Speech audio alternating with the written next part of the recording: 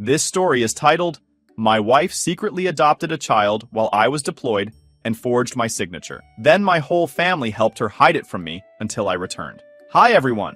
Before we dive in, a quick favor.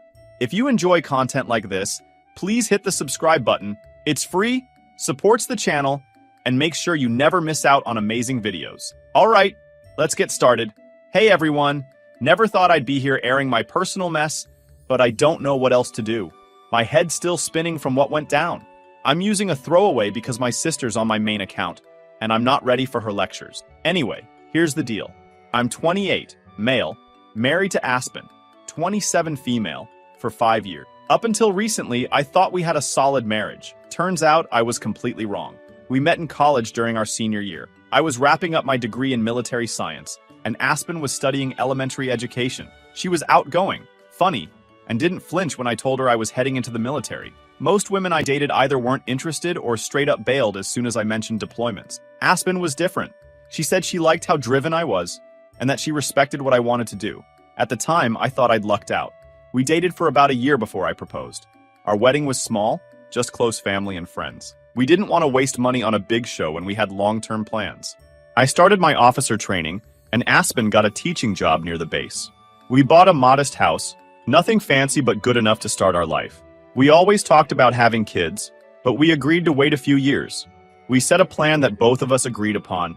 I'd finish my first couple of deployments, we'd build up some savings, and then start trying.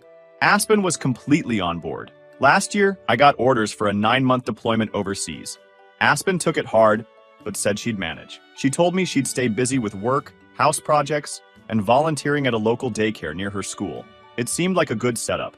Aspen had always been involved in the community, especially with military spouses. She even ran a support group for new wives, helping them adjust to the challenges of deployment life. I left thinking everything at home was fine. We kept in touch as much as we could while I was gone. Aspen would call or text whenever I had service, and in the beginning, our conversations felt normal. She talked about repainting the living room, planting a garden, and volunteering at the daycare. We video called often, usually every few days unless we were running operations, but something started to feel off about 4 months into deployment. Aspen started acting weird during our calls. She'd always be in the kitchen or our bedroom, never show the rest of the house. Her tone started to shift. She kept mentioning how quiet and lonely the house was, how much she missed having me around, and how fulfilling it was to spend time with the kids at the daycare. I tried to be supportive, figured she was just struggling with the deployment, reminded her we'd start our family soon enough. She'd get this strange look sometimes, say stuff like she couldn't wait to show me all the changes she'd made. I assumed she meant house decorations or maybe a new garden. Then she started talking about one kid in particular, a little girl named Ren. Aspen said Ren's teenage mom was struggling and couldn't give her the care she deserved. She kept bringing it up, saying things like, "It's just so sad to see kids like her fall through the cracks." I didn't think much of it. Aspen's always had a big heart, and I figured she was just venting. I told her to hang in there, and reminded her that we'd start our family when I got back. Fast forward to my homecoming. After 20 hours of traveling, I was beyond exhausted. All I wanted was to drop my bags, shower, and crash in my own bed. But the second I walked through the door, I knew something was off. The house didn't look the same. There were baby gates everywhere, toys scattered across the floor, a high chair in the dining room, and outlet covers on all the sockets. It was like walking into someone else's house. Before I could even process what I was seeing, a little girl, maybe 2 years old, came running out of the living room yelling, "Mama!" She went straight to Aspen, who picked her up like it was the most normal thing in the world. I just stood there, frozen, trying to make sense of what was happening. That's when Aspen turned to me with that weird smile on her face and said, "Hey, meet Ren, our daughter." Like she's introducing me to a new pet or something. I wish I could say I handled it gracefully, but I didn't. I couldn't even speak. My brain was still stuck on the fact that I'd left 9 months ago to a house with no kids and came back to a toddler. I didn't even get a, "Hey, honey, welcome home." Instead, I came back to, "Oh, by the way, I made a massive life-changing decision without you. Surprise. Here's our kid." I was so stunned I couldn't even get words out at first. Aspen must have noticed I wasn't reacting because she started rambling. She said she met Ren at the daycare, found out her mom was giving her up, and just knew she was meant to be ours. She kept talking about how she couldn't let Ren end up in the foster system, and how adopting her was the right thing to do. When I finally managed to find my voice, I was like, "Are you kidding me, Aspen? You made a decision like this without even talking to me? She immediately got defensive, saying she tried to bring it up during our calls, but just couldn't figure out how to say it. Then she hit me with the whole, "I did what's best for our family" line, saying I'd get it once I spent time with Ren. Meanwhile, the kid's just standing there, wide-eyed and clutching some stuffed animal, looking totally lost while we're going at it. But the thing is, Aspen didn't just adopt Ren. She forged my signature on all the paperwork. She made a life-altering decision without consulting me, and she pretended I was 100% on board. But it didn't stop there. Apparently, my entire family knew. My parents, my sister, even my grandparents. They were all in on it. While I was deployed, they'd been visiting Aspen, babysitting Ren, and helping her get the house ready for our new family. They all thought this would be some grand surprise to welcome me home, which they did, in the most fucked up way. At that point, I couldn't even look at Aspen. I grabbed my still-packed deployment bag and headed for the door. Aspen followed me, crying and begging me not to leave. She kept saying I just needed time to adjust and that she'd done this for us. When I didn't respond, she got defensive and started accusing me of abandoning our family. I didn't bother arguing. I got in my car and drove to my buddy Jackson's place. When I got there, I just sat in his driveway for a while. I couldn't believe this was my life. The woman I trusted, the one who always insisted we make big decisions together, had gone behind my back and done something this huge. And my family, how could they be okay with this? How could they not think to call me even once and say, "Hey, are you cool with adopting a kid while you're gone?" I spent that first night at Jackson's house, replaying everything in my head. I knew Aspen had crossed a line, but I didn't realize just how deep this betrayal went. At the time, I thought it was just a bad decision she made in the heat of the moment. I didn't know it was just the tip of the iceberg. Jackson is suggesting I see a lawyer and figure out my options. But seriously, what options do I even have? Either I suck it up, accept this insane betrayal, and try to be a father to a kid I never agreed to adopt, or I'm the jerk who walked out on his family. Meanwhile, Aspen's got everyone patting her on the back for doing this superhumanly thing by giving a home to a child in need. No one seems to care that she completely trashed my trust, turned my family against me, and made a life-altering decision without even consulting me. And tomorrow, I've got to head back to base and explain to my CO why I'm not staying at my registered address anymore. The whole situation is a complete dumpster fire, and I have zero clue how to fix it. That's why I'm posting here. I thought I could use some outside perspectives. Update 1. Hey again, these past weeks have been absolute hell. I thought of giving you an update. So the first thing I did the next morning after staying at Jackson's house was call a military family lawyer.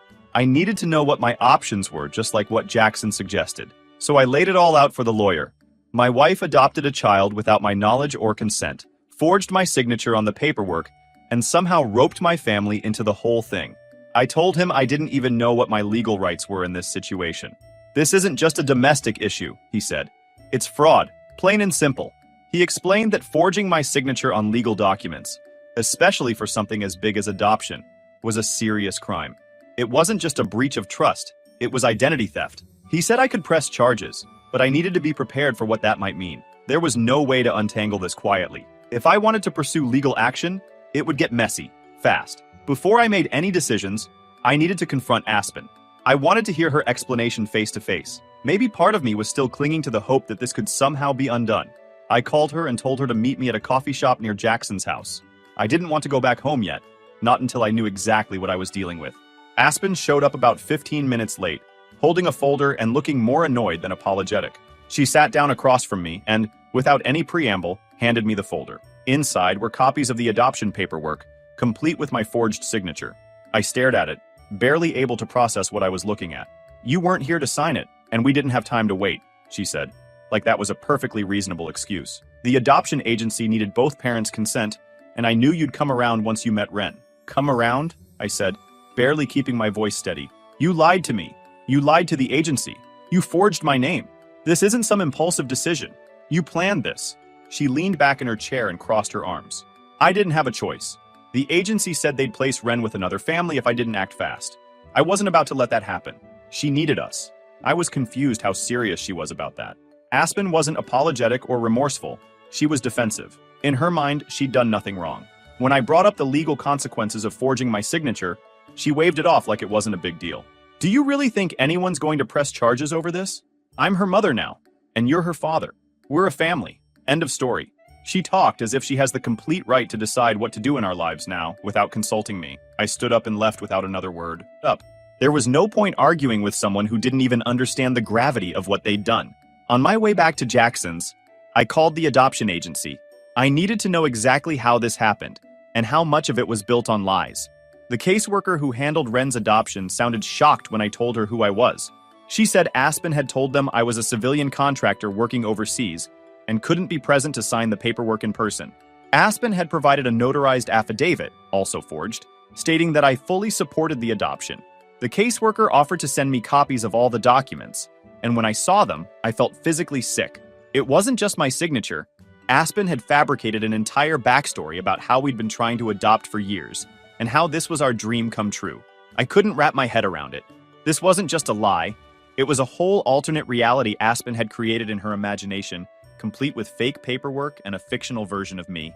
Every conversation we'd ever had about our future, about finances, about trust, now felt like a joke. Was I just a prop in her little fantasy?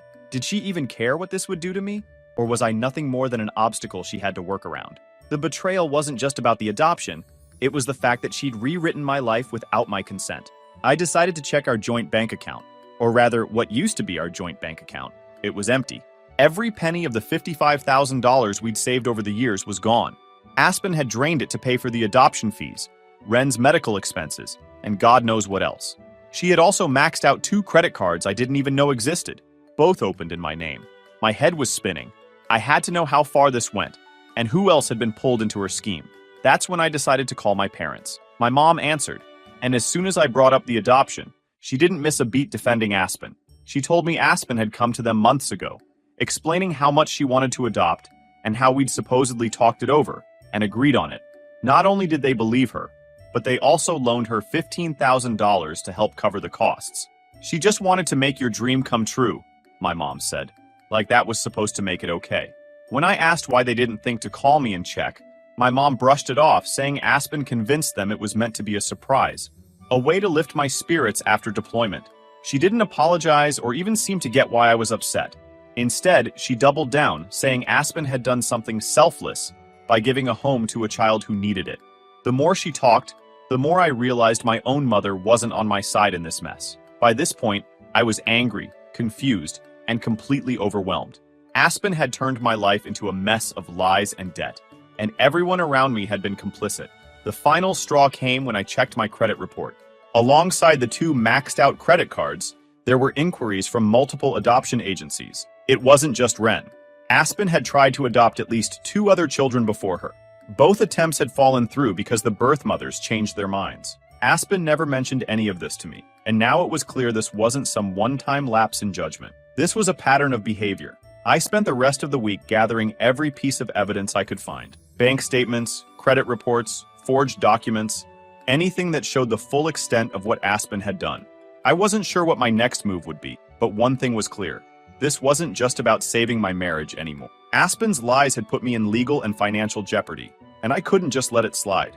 While all this was happening, Aspen kept texting and calling me. Her messages were a mix of apologies, justifications, and guilt trips. One minute, she'd beg me to come home and fix this together. The next, she'd accuse me of abandoning my family. When I didn't respond, she started sending pictures of Ren, saying things like, "She misses her daddy," and "How can you walk away from her?" I blocked her number. That didn't stop her. She started reaching out to my family, trying to turn them against me. My parents called, saying I needed to move past this and focus on what's best for Ren. My mom even said, "You're her father now, whether you like it or not." I reminded her that I didn't agree to any of this, but she just kept saying how much Ren needed me. It was like no one cared about how Aspen had lied and manipulated everyone. They only saw the outcome, a child who needed a home. My sister Dakota, however, finally started to see the bigger picture. She came to visit me at Jackson's house, and for the first time, she admitted she felt duped. Aspen had told her a completely different story, claiming we'd talked about adoption before my deployment and that I was supportive but too focused on work to handle the details. Dakota said she believed Aspen because it sounded like something I'd say.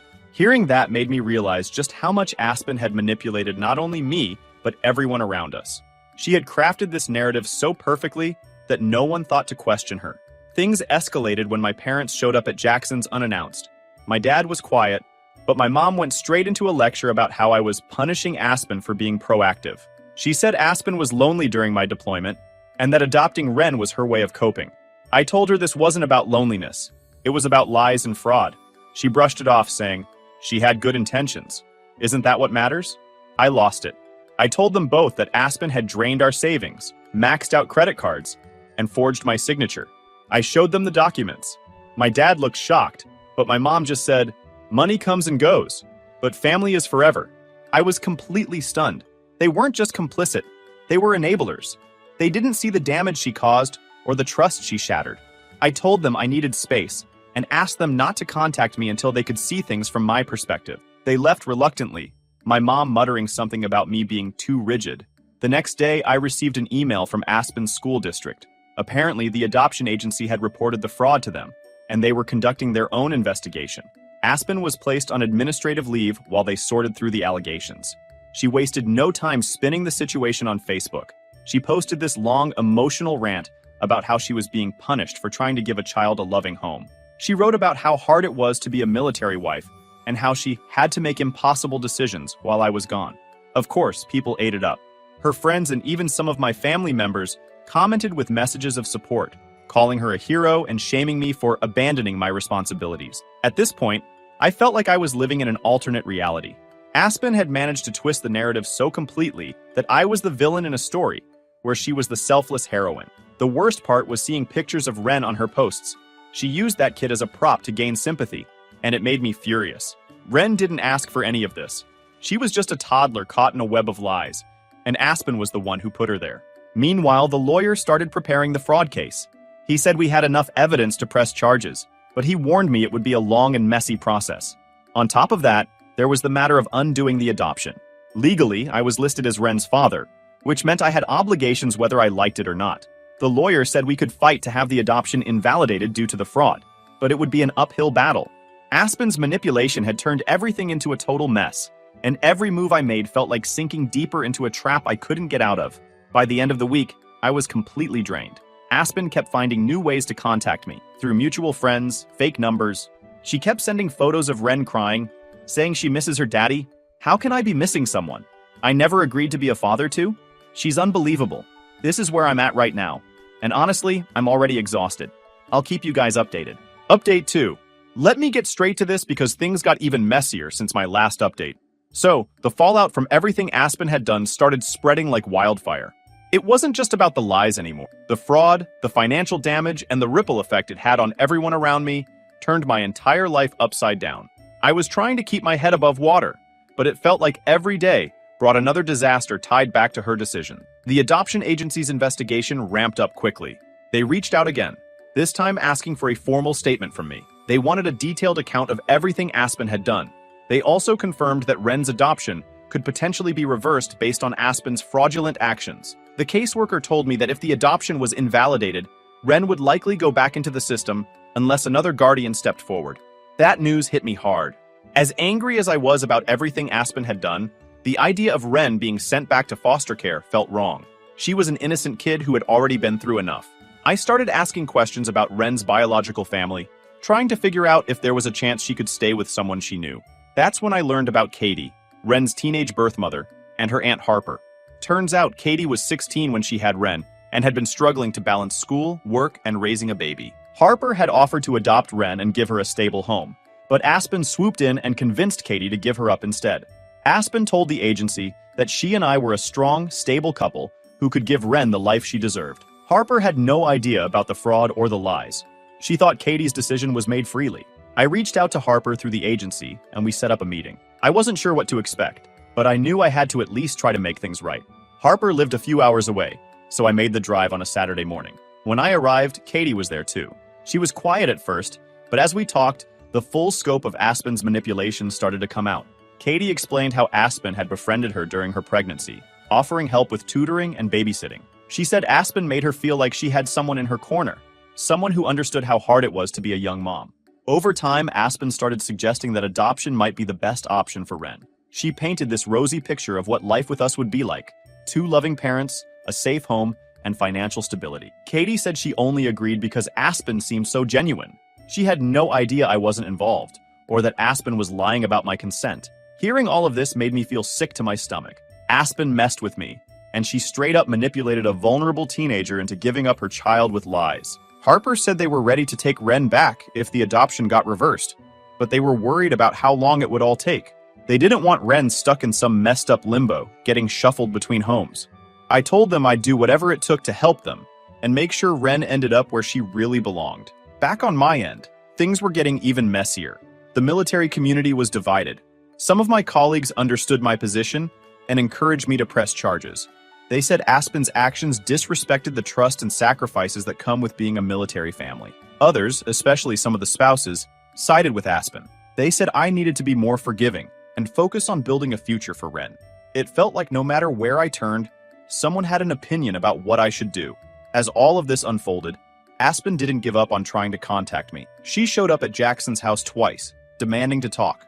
The second time, she left a handwritten letter in the mailbox. In it, she apologized if she hurt me, but insisted that everything she did was for the good of our family. She begged me to come home and give our daughter a chance. She said we could go to therapy, work through the trust issues, and start fresh. It was ridiculous. How do you start fresh when someone has lied about everything? My lawyer is keeping me grounded, reminding me we had a strong case to invalidate the adoption, but it is going to be a long process. Aspen's not backing down. She's claiming my deployment forced her to make these decisions, and arguing that everything she did was for Ren's best interest. On top of that, she's twisting my reaction as proof that I'm somehow unfit to be a father. It's a mess, and every time it feels like we're getting somewhere, another issue pops up. Honestly, I have no idea how this will play out, but I'll update once there's more clarity. Thanks for sticking with me through this chaos. Update 3. Hey everyone, I figured it was time to give an update now that the court proceedings have finally kicked off. Let me tell you, this whole thing has been a draining experience in every possible way. By the time we got to the trial, I was already done with the marriage emotionally. Aspen had burned every bridge, and there was no coming back from it. Still, that didn't make dealing with the legal mess any easier. It's like trying to untangle a knot someone keeps tightening just to spite you. Anyway, here's how it's been going so far. The first issue was Ren. The court had to decide whether the adoption would stand or if it would be reversed based on the evidence of fraud.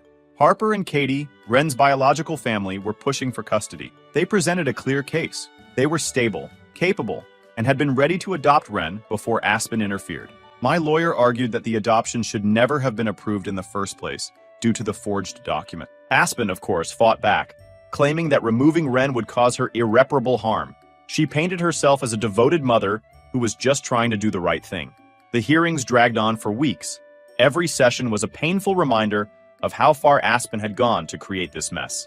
She brought in character witnesses, friends, colleagues, and even my own parents, who testified about what a loving mother she was. I couldn't believe my parents were still supporting her after everything. My mom especially was completely convinced that Aspen's intentions somehow justified her actions. My dad was more subdued, but he didn't speak up against her either. The court eventually ruled to invalidate the adoption. The judge cited the forged documents, the lies to the adoption agency, and Aspen's manipulation of Katie as reasons why the adoption couldn't stand. Ren was placed with Harper, and the agency worked with her to finalize the transfer of custody. While I was relieved that Ren would finally have a stable home, it was bittersweet. She didn't deserve any of this. Aspen had uprooted her life and dragged her into a situation she didn't understand. I hoped Harper and Katie would give her the stability she needed to heal. Once the adoption was overturned, the divorce started moving forward. Well, sort of. Aspen made sure it wasn't smooth sailing. True to form, she dragged out every decision, refusing to settle on anything. She even demanded spousal support, claiming I had abandoned her and left her with no financial stability. My lawyer shut that nonsense down fast, pointing out that she'd drained our savings and left me with a mountain of debt. Still, the back and forth with her lawyer was draining. Every email felt like a slap in the face, a constant reminder of just how far things had fallen apart. Then, there was the financial fallout. Aspen's spending spree during her adoption mission had left me nearly $80,000 in debt. Some of it was cleared after I filed a fraud report, but a big chunk was still hanging over my head. Aspen tried to argue that the debt was shared marital responsibility, since we were married when it was incurred. My lawyer fought hard, and eventually, the court ruled that she was responsible for paying back a good portion of it. Did I expect her to actually pay it?